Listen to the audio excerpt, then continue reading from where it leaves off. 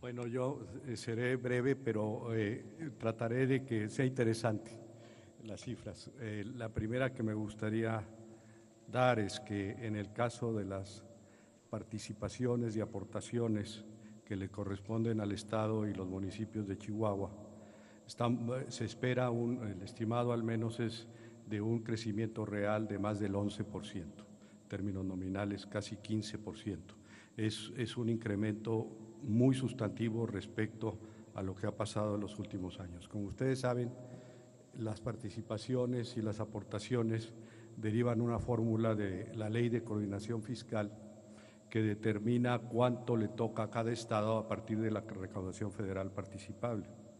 Esa recaudación federal participable es un porcentaje, sobre todo de los impuestos federales que se recaudan a través de la nación. Por su naturaleza muy especial, el IVA, aquí y en Francia, que fue donde nació el IVA, y en otros países, el IVA es un impuesto federal porque se va cascadeando.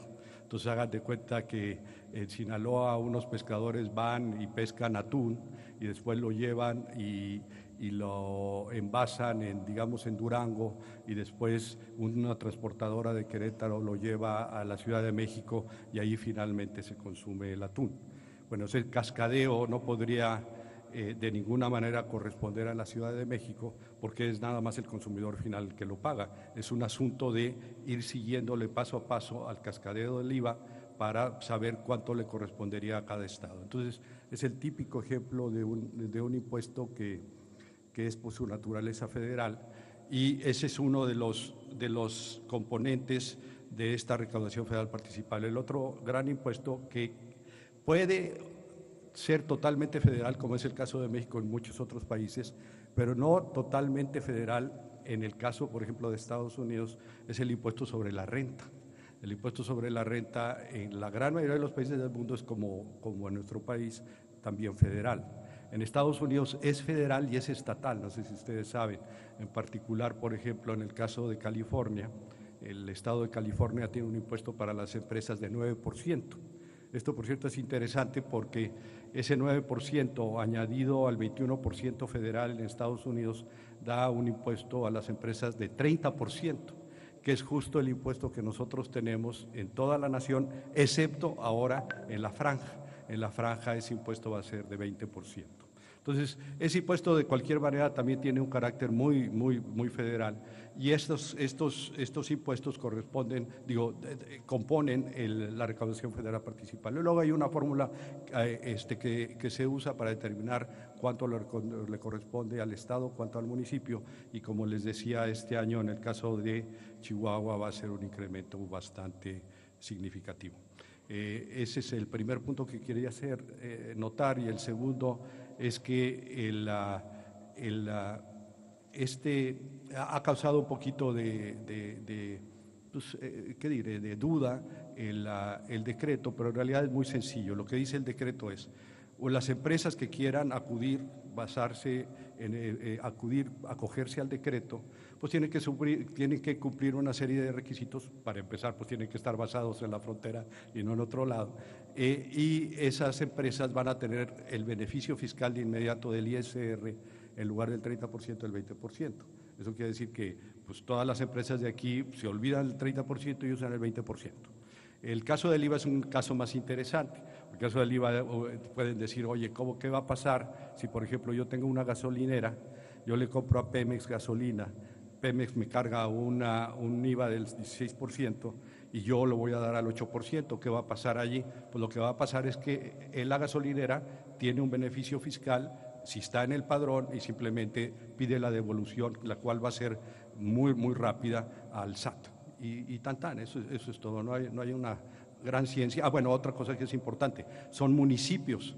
Originalmente pues se pensó quizá deban ser un cierto número de kilómetros abajo de la frontera, pero si ustedes se ponen a pensar acerca de que también en el decreto se establece que el salario mínimo debe ser el doble que en el resto del país, entonces hubiera sido un problema si de repente el municipio un centímetro más abajo en el municipio se pagara el doble del impuesto del salario mínimo y en un centímetro más arriba se pagara el doble del salario mínimo. Entonces tiene que hacerse por municipios, no se hace por kilómetros. Y son, si mal no recuerdo, en el decreto se establece que son 43 municipios en toda la República. Con eso concluyo. Gracias.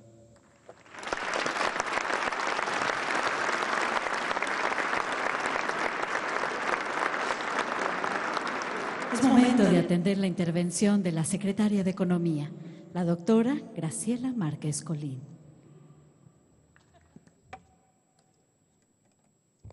Buenos días a todos.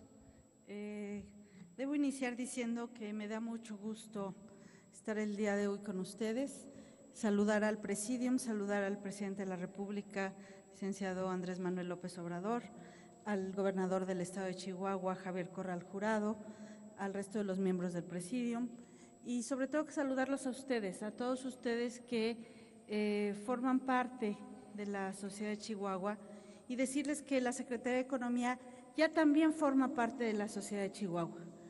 El subsecretario de Minería ya ha establecido su oficina en la ciudad de Chihuahua. Francisco, por favor, Francisco Quiroga, subsecretario de Minería. Y esto forma parte del proceso de descentralización que impulsa el presidente López Obrador. La Secretaría de Economía, el resto de la Secretaría se va a mover a la ciudad de Monterrey, pero se escogió Chihuahua por la intensa actividad minera del Estado y es aquí donde va a estar la oficina del subsecretario. Entonces, pues llegamos a casa en algún sentido. Pero también me da gusto estar en casa para anunciar el arranque del programa de la zona libre de la frontera norte. Un programa que tiene como propósito atraer inversión y a través de esta atracción de inversión poder generar más empleos. El fundamento de este programa es el potencial productivo, la ventaja de localización y la capacidad de generar más y mejores empleos a lo largo de la línea fronteriza. Es un programa muy ambicioso, no solamente en términos nacionales, sino es un programa muy ambicioso en términos internacionales. Hay muy pocos programas, si no es que ninguno a nivel internacional, que tenga este alcance a lo largo en términos de la extensión territorial que cubre el programa. Nosotros creemos que las localidades de la frontera norte del país tienen un potencial productivo muy significativo por ser foco de atracción tanto de inversión nacional como de inversión extranjera.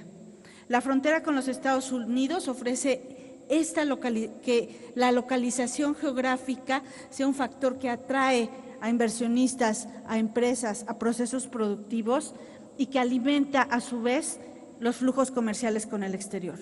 Pero esta conexión con los flujos comerciales con el exterior queremos también que tenga una derrama hacia el mercado interno. De ahí que el componente del duplicar el salario mínimo. Y en esta duplicación del salario mínimo creemos que es la capacidad de generar más y mejores empleos, de atraer desde la formalidad a un mayor número de trabajadores y sobre todo ser lo que bien menciona el presidente López Obrador, una última cortina para no solamente los habitantes de estas regiones, sino aquellos mexicanos que dejan sus lugares de origen en busca de un mejor futuro para ellos y sus familias y que lo encuentren no en el sueño americano, que lo encuentren aquí, en estas tierras de la frontera. Es muy importante también pensar, y ese es otro fundamento para este programa, el gran dinamismo que ofrece las regiones vecinas, Como muestra el mapa que tienen ustedes en la pantalla, entre más verde es más dinámico, mayor el crecimiento del otro lado de la frontera. Lo que nosotros estamos viendo en esta región fronteriza es que tenemos que aprovechar esa locomotora que tenemos al otro lado de la frontera, pero es una locomotora que debemos nosotros utilizar para que se consuma en México, para que se produzca en México, para que se pague más en México. Entonces, aprovechar esta condición prácticamente única, y ustedes como habitantes de Ciudad Juárez lo saben, aquí hay condiciones que prácticamente no se reproducen en ninguna parte del mundo. Una región fronteriza entre la primera economía del mundo y una economía emergente. Entonces, esta condición es la que nosotros queremos aprovechar, tomando el dinamismo del territorio norteamericano y hacer que ese dinamismo sea una ventaja para México. La zona norte, la zona libre de la frontera norte, entonces, va a abarcar 6 estados y 43 municipios, y como ya explicaba el secretario Ursúa, son 43, la totalidad del territorio de estos 43 municipios. Toda esta región, para cifras del 2017, genera el 7.5% del Producto Interno del país. Es decir, estos 43 municipios generan esta proporción bastante alta del producto, y además, en los últimos 6 años, entre 2013 y 2017, crecieron al 3.1%, muy por encima del crecimiento del país en su conjunto. Mientras que el país creció a 2.6%, los 43 municipios crecieron a una tasa del 3.1%. Y si nos concentramos exclusivamente en Chihuahua, 8 de los 43 municipios están incluidos en la zona libre de la frontera norte: Janos, Ascensión, Juárez, Guadalupe, Praxedis, Guerrero, Ojinaga, Manuel Benavides y Coyame del Sotol. Nosotros creemos que en estos 8 municipios los beneficios pueden ser amplios y múltiples para atraer inversión extranjera a una región que ya crece y que crece por encima del promedio nacional.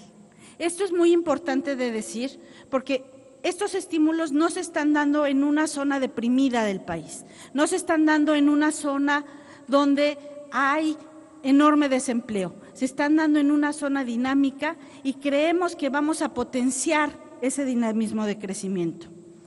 Chihuahua contribuye al 3.2% del PIB nacional, y entre enero y noviembre de 2018 generó casi 45,000 empleos. Entonces, vean cómo es una región que está entregando muy buenas cifras y puede, con estos estímulos fiscales, con este paquete, entregar todavía mejores. Importantísimo su conexión con la economía global, teniendo el 8º lugar en atracción de inversión extranjera directa. Y los socios de esta inversión son nuestros socios del Telecan, Estados Unidos y Canadá mayoritariamente, y también España. Creemos nosotros que hay una oportunidad de diversificar de dónde está viniendo la inversión.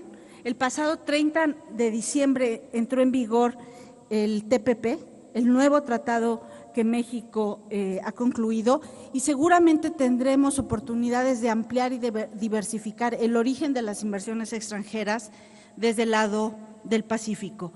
Y Chihuahua, creo, tiene el potencial para lograrlo. Y Chihuahua tiene el primer lugar como origen de exportaciones del país.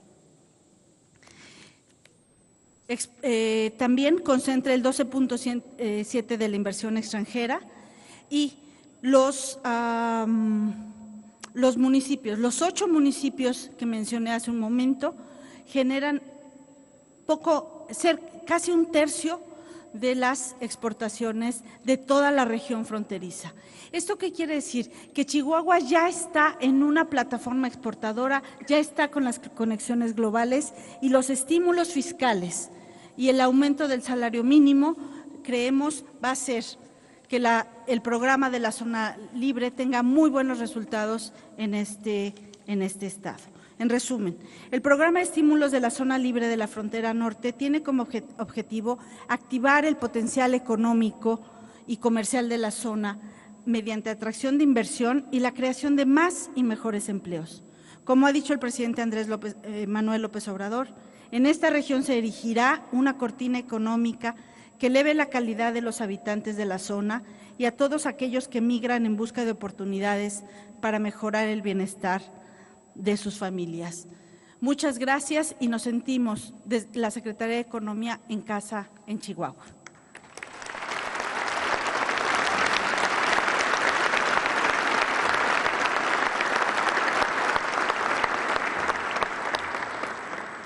Damas y caballeros, nos habla a continuación el presidente constitucional de los Estados Unidos mexicanos, el licenciado Andrés Manuel López Obrador.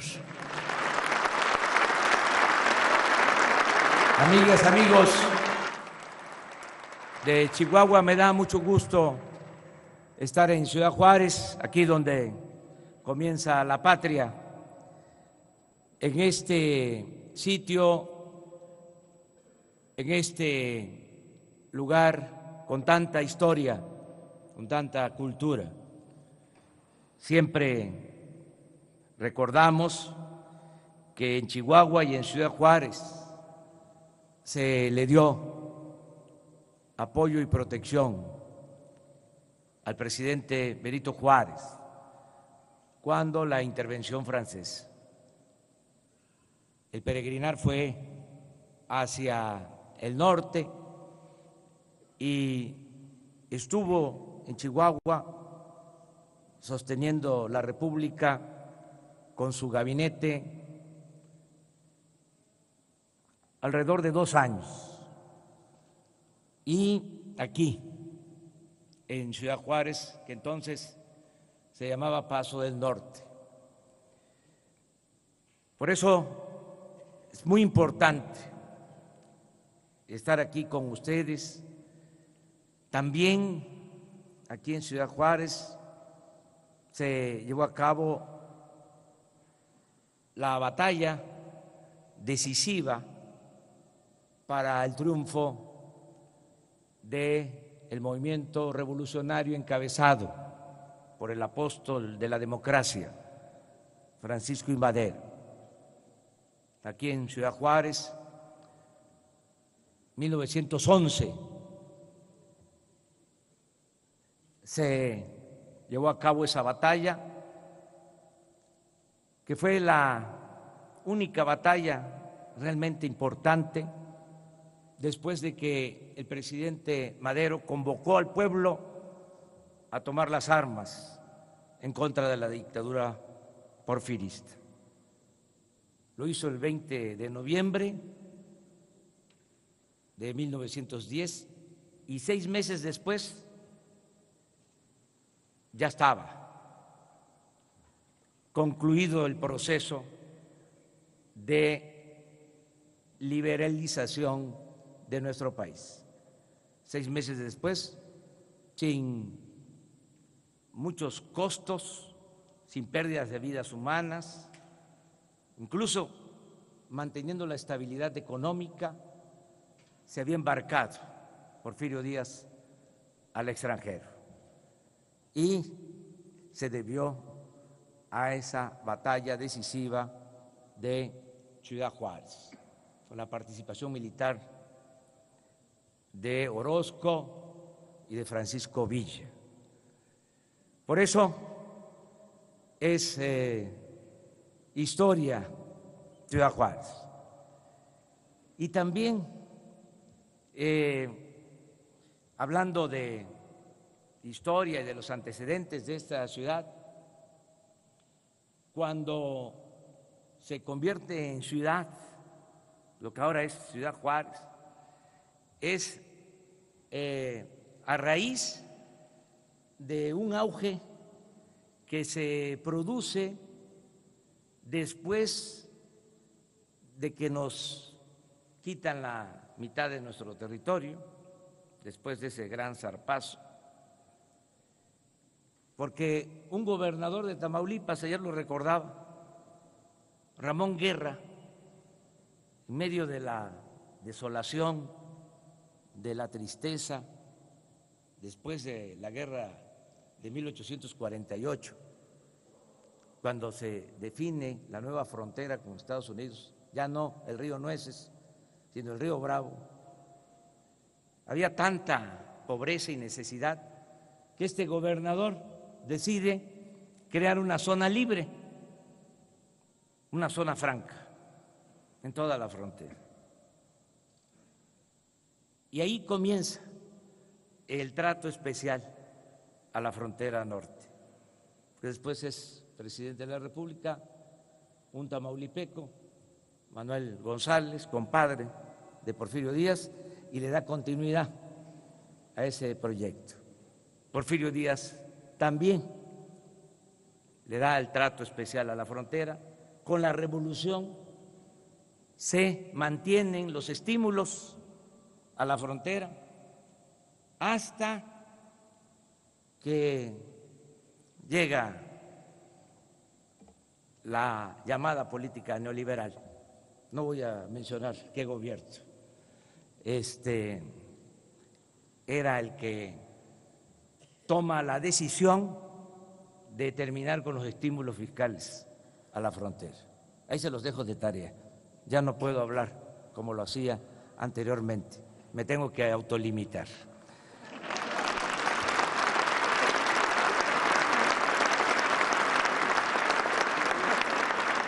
Ahora pasa el tiempo, luego de más de 3 décadas de abandono en la frontera, se decide impulsar este proyecto, que como aquí lo mencionó la secretaria de Economía, Graciela Márquez, pues es parte de un plan de desarrollo nacional. No es una ocurrencia, aún teniendo los antecedentes históricos, aquí se menciona, se trata de un plan nacional, se trata de desarrollar a nuestro querido México de sur a norte, ir creando cortinas de sur a norte, cortinas de desarrollo. Empezar en el sureste, que es una región muy abandonada, por eso los proyectos como el Tren Maya, la siembra de 1 millón de hectáreas de árboles frutales, maderables, el reactivar la industria petrolera, la industria eléctrica, porque en la reciente reforma energética nos dijeron que iba a llegar mucha inversión y que iba a aumentar la producción de petróleo. Nos engañaron vilmente. En los considerandos de las leyes que se aprobaron en el marco de la conocida reforma energética se decía que para este tiempo íbamos a estar produciendo 3 millones de barriles diarios de petróleo. Estamos produciendo 1.750.000 y con una tendencia a la baja, algo muy preocupante. Hemos llegado al extremo de comprar petróleo crudo. Eso fue lo que significó el fracaso de la llamada reforma energética. Y ahora, pues tenemos que aumentar la producción petrolera. Vamos a destinar recursos con ese propósito y vamos también a darle valor agregado a la materia prima. Ya no estar comprando los combustibles, las gasolinas en el extranjero. Consumimos 800,000 barriles diarios y solo producimos 200,000, porque desde hace 40 años no se construye una nueva refinería en el país. Entonces vamos a rehabilitar las 6 refinerías que tenemos y vamos a construir una nueva refinería. Todo esto va a crear muchos empleos, va a impulsar la economía en el sureste, vamos a desarrollar también el istmo de Tehuantepec por las ventajas que tenemos, es una parte estrecha de nuestro territorio para comunicar a países de Asia con la costa este de los Estados Unidos. Son 250 kilómetros del Pacífico al Atlántico. Se va a construir una vía del ferrocarril de carga de contenedores, se van a rehabilitar los 2 puertos, el del Pacífico, el de Salina Cruz y el de Coatzacoalcos, para competir en buena lid con Panamá. Ese es un proyecto importante. Cuando tengamos la infraestructura básica, que esperamos tenerla para 2, 3 años, ahí en esa franja también va a haber una zona libre para que se puedan instalar plantas ensambladoras y se generen empleos con la idea de que sea una cortina para que la gente no emigre, para que el mexicano pueda trabajar, ser feliz donde nació, donde están sus familiares, sus culturas, sus costumbres.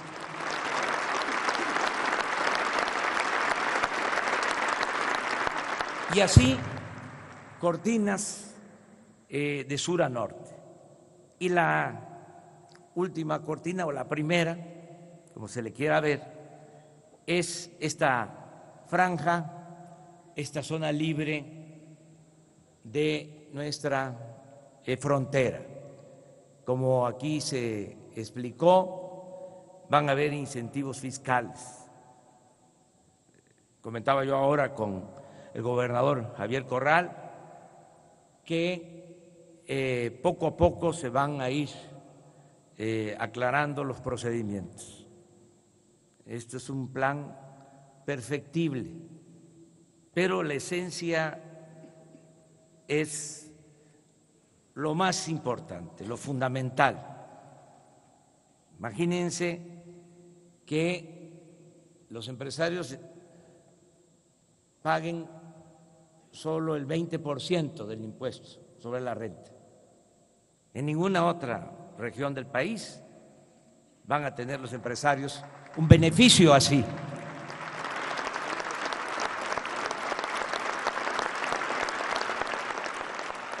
Claro que hay que ver los detalles, pero ya se tomó la decisión y va a ser así, 20% de impuestos sobre la renta y también 8% de IVA, no 16%.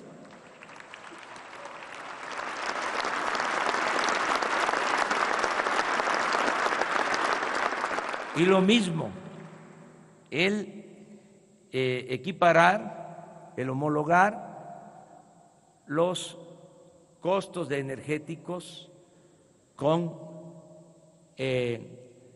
lo que valen las gasolinas o lo que se paga por los combustibles en Estados Unidos.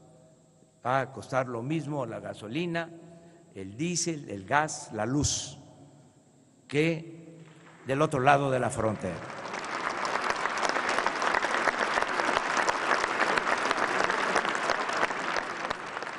Y algo que es muy importante, el aumento al salario mínimo. Aquí, en esta frontera. Y quiero aprovechar para agradecer a los dirigentes obreros, a los representantes de los trabajadores y a los representantes del sector empresarial que aprobaron este aumento. Lo subrayo porque fue un acuerdo, fue un consenso, no fue una imposición. Se habló con los representantes del sector empresarial y con los representantes del sector obrero y se tomó esta decisión. En todo el país el aumento al salario mínimo va a ser del 16%, como no se había dado en las últimas 3 décadas. En todo el periodo neoliberal nunca se había dado un aumento del 16% al salario mínimo. Hace como una semana nos comunicamos por teléfono con el presidente de España y me externó, me manifestó que había estado al tanto de la decisión que tomamos en México y que él había hecho lo mismo en España, que se había aumentado el salario en España. Y aquí en la zona fronteriza, al doble. ¿Y por qué? Porque no vamos a tener desequilibrios. No hace falta ser doctor en economía, con todo respeto a los economistas, para saber que no va a afectar en nada, porque al bajar los impuestos el empresario puede tener posibilidad de pagar mejor a los trabajadores. Se dice que, bueno, aquí en Ciudad Juárez no hay quien pague salario mínimo, que la mayoría de los trabajadores gana más que un salario mínimo. Eso es relativo, con todo respeto. Sí, de la frontera donde se paga mejor a los trabajadores es en Ciudad Juárez, pero no ganan mucho los trabajadores. Ayer estuvimos en Reynosa y mencionaba yo que hace 6 meses, un poco más, durante la campaña, me tocó entrevistar a unas trabajadoras de una maquila y me decía la trabajadora de que le pagaban 900 pesos a la semana y que trabajaba 4 días nada más a la semana, pero 12 horas de 7 a 7. En la semana 48 horas, 3.600 pesos mensuales. Ahora, con este nuevo salario en Reynosa, esa trabajadora pues va a ganar más. 3.600 pesos mensuales son como 120 pesos diarios. Ahora el salario va a ser de 176 pesos. Allá van a tener un incremento del orden de 50 pesos diarios esa trabajadora. Dicho sea de paso, imagínense ustedes lo que es, y lo saben bien, trabajar de 7 a 7, sobre todo con quién dejan a los hijos, todo esto que ustedes conocen más que yo. Bueno, aquí en Ciudad Juárez se paga más. Acabo de entrevistar a unos trabajadores antes de venir acá, 2.300 pesos a la quincena, 4.600 pesos. Estamos hablando como de 150 pesos, 153 pesos diarios. Ahora, con el salario mínimo, son 176. Aquí hay un incremento de 20 pesos. ¿Por qué me refiero a esto? Porque no es del todo cierto de que la mayoría de los trabajadores ganen más de este salario mínimo. Ahora, además, con este salario vamos a tener posibilidad de que los trabajadores especializados ganen más. No es posible que un trabajador de la industria automotriz en Estados Unidos gane $23 la hora y aquí el mismo trabajador con la misma especialidad, cuando mucho, $3 la hora. Entonces tenemos que procurar mejorar los salarios. Antes, ahora coincidimos más, pero antes decía yo que en lo que coincidía con el presidente Donald Trump era que cuando se estaba negociando el tratado, él pedía que se aumentaran los salarios de los trabajadores mexicanos. En eso coincidía yo con él y sigo coincidiendo, de que deben de mejorarse los salarios. Desde luego, no por decreto, sino lo tenemos que lograr con productividad, lo tenemos que lograr con crecimiento económico, que en vez del 3% podamos crecer al 6% y mantener este plan de estímulos a la inversión y a la producción en la frontera. También en el decreto se habla de que va a tener una duración de 2 años. No, hemos hecho el compromiso de que el decreto se mantenga cuando menos 6 años. 6 años.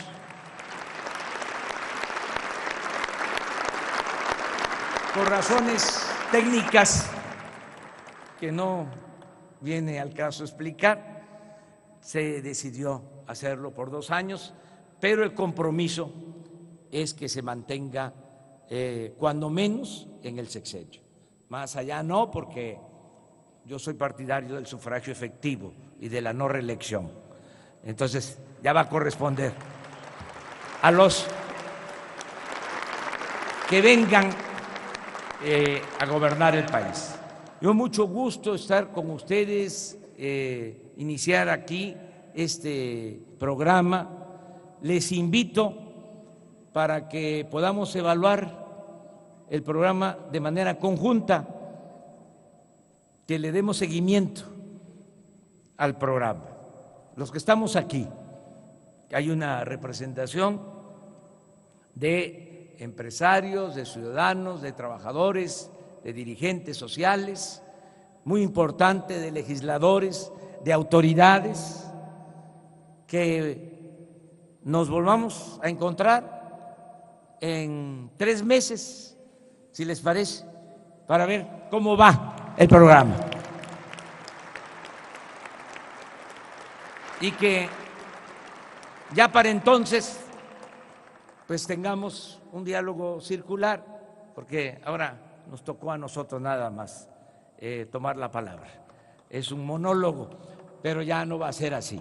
Vamos a escuchar la opinión de todos para el próximo encuentro y agradecerle mucho a Javier Corral, gobernador de Chihuahua, como él lo ha expresado. Tenemos diferencias ideológicas, venimos de movimientos distintos y hasta contrapuestos, pero tenemos que trabajar en unidad, de manera coordinada, por el interés general. La patria es primero. Y así como él ha ofrecido esa colaboración, yo correspondo. Nunca va a ser vilipendiado, despreciado, el gobernador legal y legítimo de este gran estado de Chihuahua. Muchas gracias, amigas y amigos.